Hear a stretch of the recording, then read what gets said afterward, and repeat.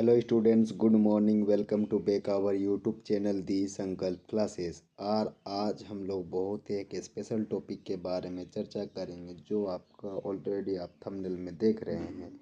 जो आपका आज का टॉपिक है क्लास 10th, जो आपका क्लास 10 जेक बोर्ड का इम्पोर्टेंट टाइप के क्वेश्चन रहेंगे। क्या रहेंगे? इम्पोर्टेंट टाइप के क्वेश्चन रहेंगे। इसके बाहर से कुछ नहीं आएंगे। जो हम आज आपको बताएंगे क्लास 10 का आपका केमिस्ट्री, जो आपका साइंस का पोर्शन होता है। साइंस के अंदर जो आपका केमिस्ट्री का ये आते हैं, उसका क्वेश्चन जो हम बताएंगे वो ही आएगा। ये आपका 100% आपका गारंटेड है 100% गारंटेड है। ठीक है, हम लोग क्या करेंगे कि आपका देखिए, साइंस तो बहुत बड़ा एक ये है, लेकिन हम साइंस के अंदर आपका फिजिक्स भी आ जाता है, केमिस्ट्री भी आ जाता है, बायो भी आ जाता है। लेकिन क्या कर रहे हैं कि हम लोग अलग अलग पोर्शन, जैसे केमिस्ट्री का अलग बताएंगे, फिजिक्स का अलग बताएंगे, बायोलॉजी का अलग बताएंगे। लेकिन जो बताएंगे आपका जेक बोर्ड में वो ही आएगा। ठीक है, ज़्यादा देर ना करते हुए आज का हम लोग क्लास स्टार्ट करते हैं। ठीक है, चलिए। आज का पहला क्वेश्चन 1 नंबर है। आपका पहला क्वेश्चन 1 नंबर है कि रासायनिक अभिक्रिया को संतुलित करना। इसमें क्या है कि कुछ रासायनिक अभिक्रिया दिया है, इसको संतुलित करना है। जैसे 2 हाइड्रोजन और 2 क्लोरीन दिया है और उसका इक्वेशन HCl बना दिया गया। तो लेफ्ट हैंड में हम लोग जानते हैं, लेफ्ट हैंड में आपका क्या लिखा है? हाइड्रोजन। तो हाइड्रोजन लिख दिए, क्लोरीन को लिख दिए क्लोरीन। अब हाइड्रोजन गिने कितना है? 2। क्लोरीन कितना है? 2। यहाँ पे HCl बन गया। हाइड्रोजन कितना है? यहाँ एक था, लेकिन हम लोग क्या किया? बैलेंस करके यहाँ 2 कर दिए, इंटू 2 कर दिए। तो 2 1 जा 2। तो 2 1 जा 2। लेफ्ट हैंड में भी 2 है हाइड्रोजन और राइट हैंड में भी 2 है। क्लोरीन भी 2 है, क्लोरीन भी 2 है। तो ये वाला आपका इक्वेशन बन गया। यहाँ पे मतलब 2 लगाने से ये बैलेंस हो जाएगा। लेफ्ट हैंड भी इक्वल हो जाएगा और राइट हैंड भी इक्वल हो जाएगा। ठीक है, नेक्स्ट क्वेश्चन आ जाता है Na प्लस हाइड्रोजन। वाटर को ट्रीट करेंगे तो क्या बन जाएगा? NaOH plus hydrogen. जो आपका लेफ्ट हैंड में Na एक रहेगा, हाइड्रोजन 2 है, ऑक्सीजन 1 है। फिर Na 1 है, ऑक्सीजन 1 है, हाइड्रोजन 2 है। तो आपका ई राइट हैंड साइड वाला है। ठीक है, तो इसमें हम लोग इक्वल कर दिए। यहाँ सोडियम में 1 रहेगा, हाइड्रोजन 2 है, ऑक्सीजन 1 है, ऑक्सीजन 1 है। तो ये भी क्या है? लेफ्ट हैंड बराबर राइट हैंड बराबर इक्वल है। ठीक है, समझ में आ गया। नेक्स्ट क्वेश्चन, ये वाला आपका नेक्स्ट क्वेश्चन यहाँ आपका दिया है। यहाँ लेफ्ट हैंड साइड में आपका मैग्नीशियम दिया है, Mn लिख देते हैं। और क्या है? ऑक्सीजन है और हाइड्रोजन दिया है, और क्लोरीन दिया है। यही है ना, हाइड्रोजन और क्लोरीन। इधर भी क्या हो जाएगा? मैग्नीशियम हो जाएगा और क्लोरीन हो जाएगा, और आपका हाइड्रोजन हो जाएगा और ऑक्सीजन हो जाएगा। यही सब दिया है। तो यहाँ देखिए ना, मैग्नीशियम कितना है? यहाँ 1 है। ऑक्सीजन कितना है? 2 है। क्लोरीन कितना है? 1 भी नहीं है। हाइड्रोजन कितना है? 1 भी नहीं है। क्लोरीन कितना है? 1। यहाँ मैग्नीशियम कितना है? इधर में राइट हैंड साइड में 1 है। क्लोरीन कितना है? 3 है। क्लोरीन कितना है? 3 है। 3 है ना। यहाँ हाइड्रोजन कितना है? यहाँ हाइड्रोजन 2 है। ऑक्सीजन कितना है? 2 है। लेकिन यहाँ पे क्या करेंगे? हाइड्रोजन में 2 लगा देंगे, यहाँ पे 2 लगा देंगे। तो यहाँ कितना हो जाएगा? 2 2 जा 4। ऑक्सीजन भी क्या हो जाएगा? 1 रहेगा। तो यहाँ कितना हो जाएगा? 2 1 जा 2 हो गया। जब यहाँ 2 हो गया तो यहाँ 4 लगा देते हैं। तो ये हाइड्रोजन कितना हो जाएगा? 4 1 जा 4। क्लोरीन 4 हो जाएगा। या 4 हो जाएगा। तो मैग्नीशियम वाला 2 और 2, ये भी तो 4 हो जाएगा। तो ये 4 हो जाएगा। तो मैग्नीशियम 1 हो गया लेफ्ट हैंड साइड में, राइट हैंड साइड में मैग्नीशियम 1 हो गया। ऑक्सीजन 2 हो गया, या ऑक्सीजन भी 2 है। हाइड्रोजन 4 है, क्लोरीन 4 है, क्लोरीन 4 है। तो बैलेंस हो गया। यहाँ पे 4 लगाएंगे और यहाँ पे 2 लगाएंगे। समझ में आई है? चलिए नेक्स्ट क्वेश्चन की ओर हम लोग आगे बढ़ते हैं। यहाँ पे क्या है? H2O प्लस O2 H2O बन जा रहा है। तो यहाँ हाइड्रोजन कितना है? 2 है। और ऑक्सीजन कितना है? 2 है। यहाँ हाइड्रोजन कितना है? 2 है। ऑक्सीजन कितना है? 2 है। लेकिन यहाँ बैलेंस करने के लिए 2 लगा देते हैं, और यहाँ पे 2 लगा देते हैं। 2 इंटू 2 और इंटू 2, 2 2 जा 4 और 2 2 जा 4। मतलब यहाँ 4 बन जाएगा, यहाँ 4 बन जाएगी, यहाँ 2, यहाँ 2। तो लेफ्ट हैंड साइड बराबर राइट हैंड साइड इक्वल है। समझ में आ गया। नेक्स्ट क्वेश्चन हम लोग करते हैं। नेक्स्ट क्वेश्चन हम लोग करते हैं, यहाँ आपका कैल्शियम एक प्रोडक्ट है और ऑक्सीजन है और हाइड्रोजन है। ठीक है, वही है। यहाँ पे भी कैल्शियम है, ऑक्सीजन है और हाइड्रोजन है। यहाँ कैल्शियम कितना है? 1 है। ऑक्सीजन कितना है? 2 है। हाइड्रोजन कितना है? 2 है। यहाँ कैल्शियम कितना है? यहाँ कैल्शियम 1 है। ऑक्सीजन कितना है? 2 है। हाइड्रोजन कितना है? 2 है। तो कौन इक्वल है? हाँ, इक्वल है। कैल्शियम 1 है, कैल्शियम भी 1 है। ऑक्सीजन 2 है, ऑक्सीजन भी 2 है। हाइड्रोजन 2 है, हाइड्रोजन भी 2 है। मतलब कि लेफ्ट हैंड बराबर क्या हो जाएगा? राइट हैंड इक्वल है। ठीक है, समझ में आ गया। चलिए, समझ में आ गया तो हम लोग आगे बढ़ते हैं। इसी तरह से और भी क्वेश्चन आएंगे, हम आपको दे देंगे, आप इसको बनाइएगा। ठीक है। फिर next question, question number 2, question number 2 है,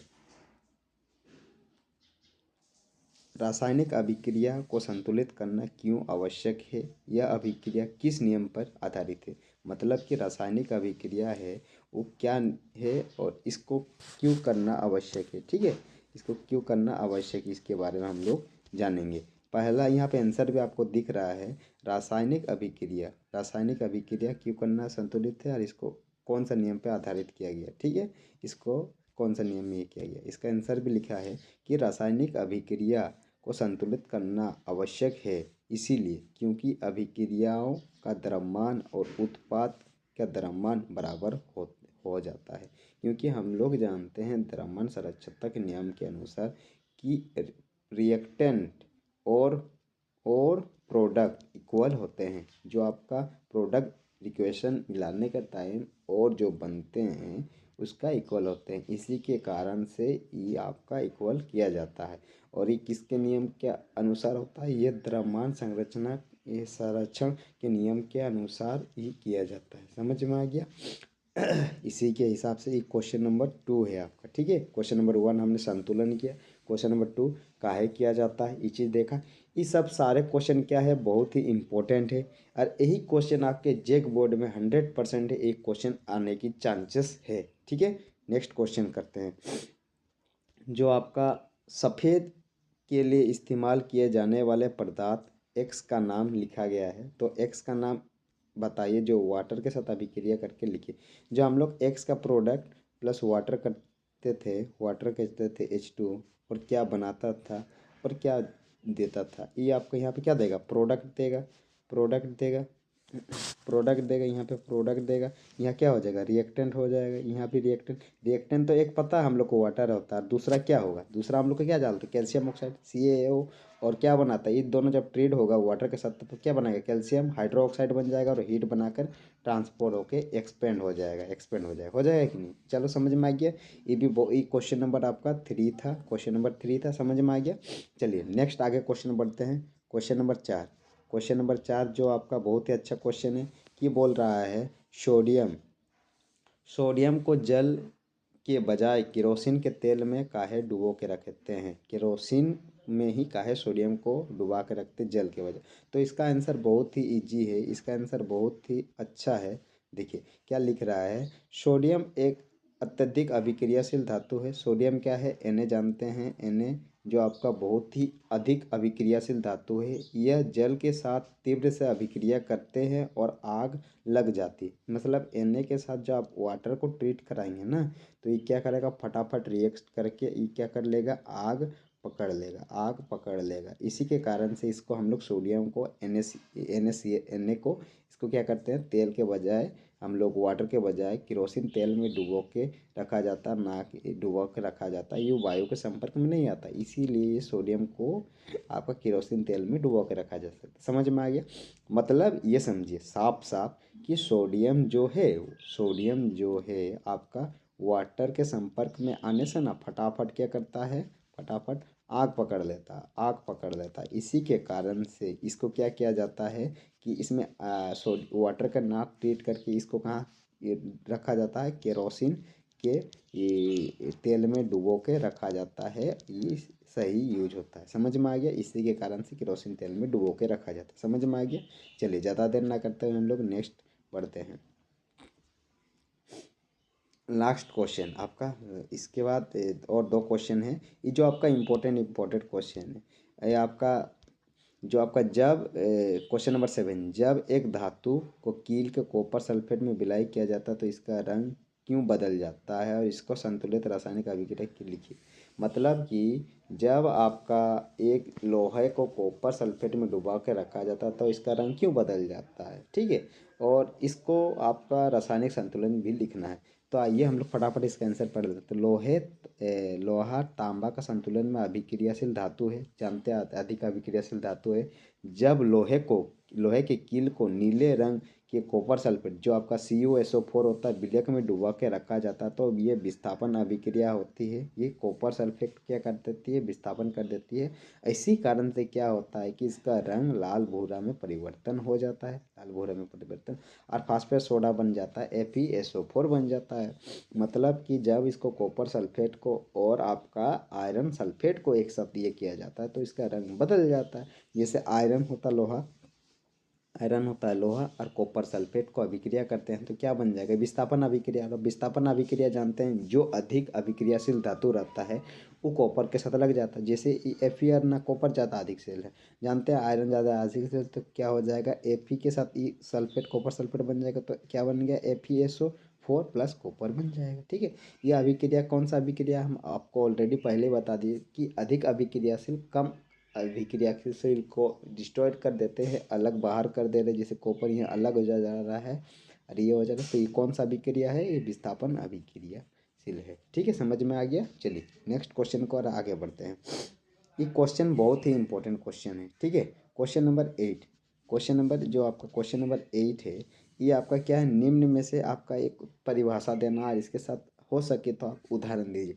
कि नेक्स्ट वीडियो में हम आपका आंसर भी बताएंगे, लेकिन ये आप आज का हम होमवर्क दे रहे हैं कि उपचयन अभिक्रिया किसको बोलते हैं, अपचयन और उपचयन अपचयन और रेडॉक्स अभिक्रिया किसको बोलते हैं, इसका संतुलन बताइएगा। इसमें ऑक्सीजन और हाइड्रोजन का क्या होता है, इस सब का बैलेंस हम आपको ट्रिक बता देते हैं, हाइड्रोजन और ऑक्सीजन का। और इसमें तो दोनों का रिप्लेसमेंट होता है, ये विस्थापन अभिक्रिया के टाइप में ही होता है। तो आपको ये वाला जो क्वेश्चन है ये आपका होमवर्क है आज का, इसको ज़रूर बताइएगा और इस वीडियो में कमेंट करके ज़रूर दीजिएगा। और ये मेरा मोबाइल नंबर है, इसमें आप ज़रूर संपर्क कीजिएगा। जो आपका नंबर आपको लिख दे रहे हैं इसमें आप ज़रूर बताइएगा, 9153475561, ये मेरा नंबर है। इसमें आप जो भी डाउट रहेगा इसको आप ज़रूर पूछ सकते हैं, ठीक है। ये मेरा नंबर है, लिख लीजिए 9153475561, मंडल सर बोल के। और हम लोग का यहाँ ऑफलाइन कोचिंग आपका चाईबासा में चलता है, ठीक है, चाईबासा में चलता है ये हम लोग को ऑफलाइन कोचिंग सेंटर। और ऑनलाइन में हम लोग बहुत ही जल्द 2026 में सारा कोर्स लाने वाले, 2026 में सारा कोर्स हम लोग लेके आने वाले बहुत ही जल्द, ठीक है। और इसी की तरह का वीडियो पाने के लिए हमारे पेज को फॉलो कीजिए, और इम्पोर्टेंट क्वेश्चन और भी हमने और कराएंगे, ठीक है। और अगर वीडियो का आपको अच्छा लग रहा है तो लाइक सब्सक्राइब, अगर लाइक नहीं किया तो लाइक कर दीजिए, कमेंट कीजिए अच्छा लगा कि ख़राब लगा, ठीक है। और यही वीडियो हम आपको 100% दे रहे हैं कि यही सब क्वेश्चन आपका आएंगे, ठीक है, जेक बोर्ड में।